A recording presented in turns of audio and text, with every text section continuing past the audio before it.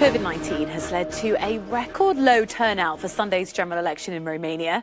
Only a third of registered voters cast their ballots. With 99% of the count complete, the current ruling party is almost 5 percentage points behind the opposition Social Democrats.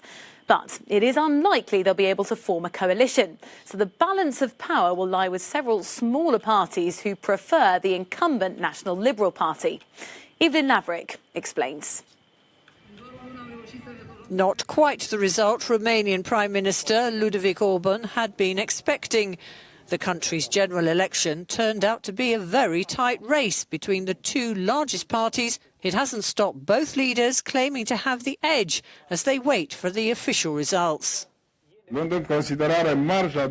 Judging by the margins of error and all of our evaluations, the National Liberal Party considers that it won these elections.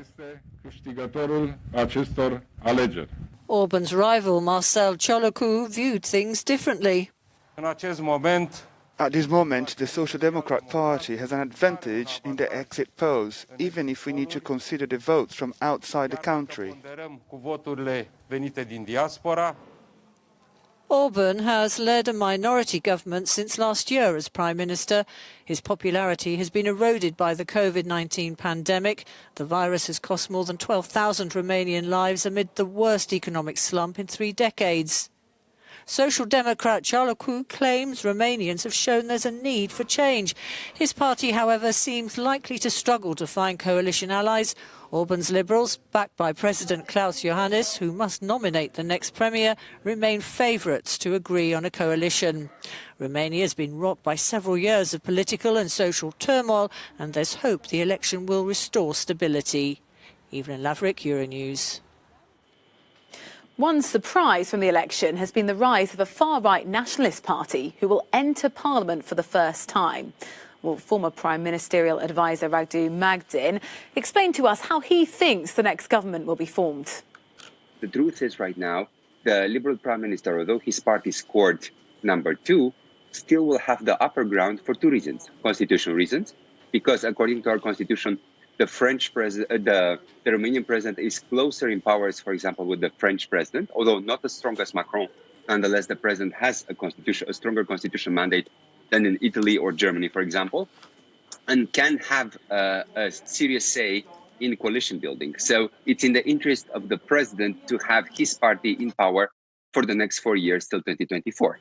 Now, the only dilemma is how do you secure a sound majority? By sound, not meaning just 51%, but perhaps more. Again, we are still 2 or 3 hours away from the final result.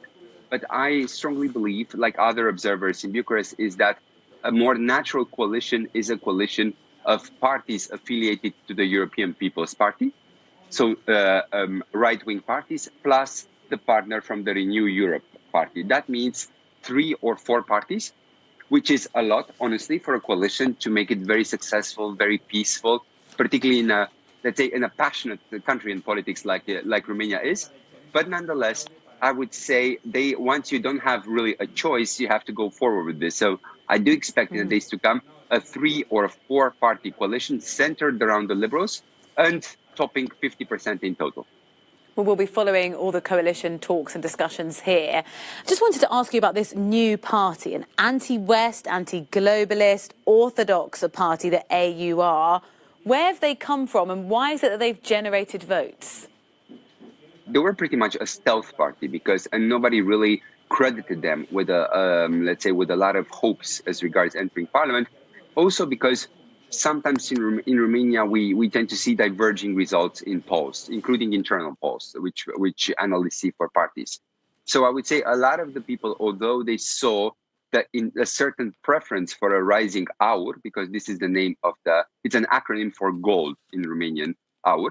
So this golden new party, we saw it rising slowly in the polls, but there was very little expectation that such a stealth up till now party would actually make it into parliament and make it, I would say, pretty big, because they may be going at the end, combined also with the diaspora vote, because this is the vote that we're still waiting for right now.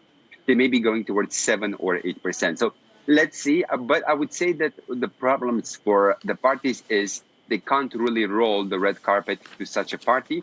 who is officially, they try to define themselves only as I saw the reframing operation from their leader yesterday. They said they're not extremists, that they're radical, and that they're a natural partner to the Orthodox Church, and they should be defined as a conservative party.